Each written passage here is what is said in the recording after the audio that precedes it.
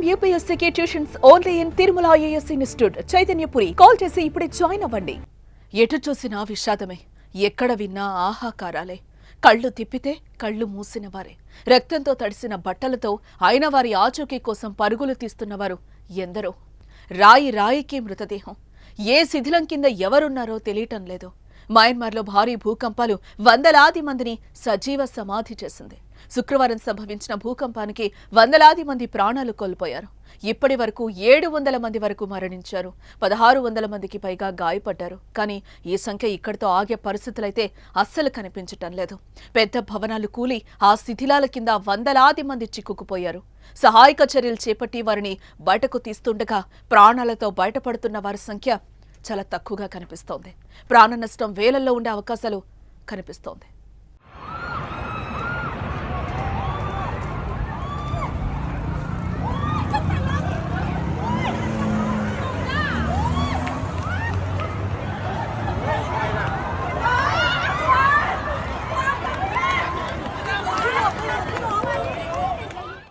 Myanmar దేశ రాజధాని నెప్పిడాలో 1000 పడకల ఆసుపత్రి కుప్పకూలిపోయింది.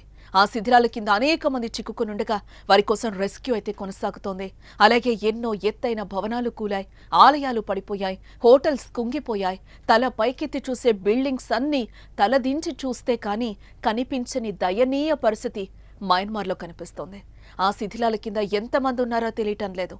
బతికే ఉన్నారా అంటే చెప్పడం చాలా కష్టం. ఇక ఆస్తి నష్టం ఊహకు అందని విధంగా ఉంది.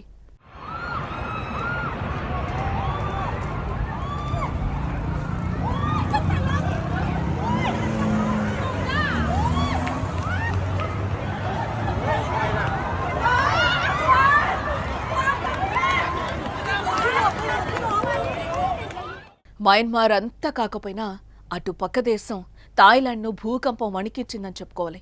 ఆ దేశ రాజధాని బ్యాంకాక్ చిగురుటాకులా వణికిపోయింది. వేలాది భవనాలు నిట్ట నిలువున కూలిపోయాయి. పదుల సంఖ్యలో ప్రాణాలు కోల్పోయారు.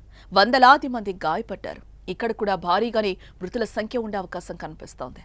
దేశంలో ఎమర్జెన్సీని ప్రకటించింది థాయిలాండ్ ప్రభుత్వం. అత్యవసర సర్వీసులు తప్పితే మిగతా అన్నింటినీ మూసివేసింది. భారీ భూకంపం తర్వాత జరిగిన విధ్వంసంపై సహాయక చర్యలు ముమ్మరం చేసింది. సైన్యాన్ని రంగంలోకి తెంచింది. బ్యాంకాక్లోని అంతర్జాతీయ విమానాశ్రయాన్ని మూసివేసింది. మెట్రో సర్వీసులను సస్పెండ్ చేసింది. రైలు సర్వీసులను నిలిపివేసింది.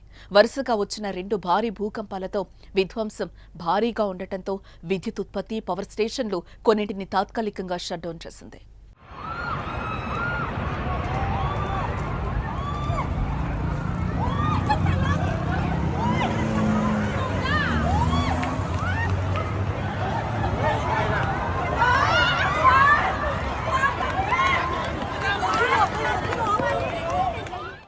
మయన్మార్లో 12 నిమిషాల వ్యవధిలో 2 సార్లు భారీ భూకంపాలు సంభవించాయి. శుక్రవారం మధ్యాహ్నం 12 గంటల 50 నిమిషాలకు 7.7 తీవ్రతతో సంభవించిన భూకంపాన్ని మయన్మార్లో రెండో అతిపెద్ద నగరమైన మాండలే సమీపంలో భూమికి 10 కిలోమీటర్ల లోతున గుర్తించారు. తర్వాత 6.4 తీవ్రతతో మరో భూకంపం సంభవించింది. బ్యాంకాక్లో ప్రకంపనల తీవ్రత 6.4, 7.3గా నమోదైంది. అటు భారత్తో సహా ఆగ్నేయాసియా దేశాల్లోనూ ఈ ప్రభావం కనిపించింది.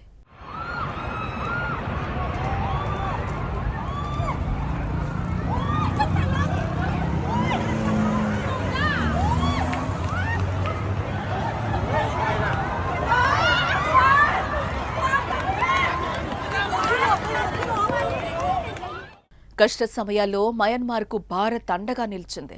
ఢిల్లీ నుంచి 15 టన్నుల రిలీఫ్ మెటీరియల్ పంపించింది.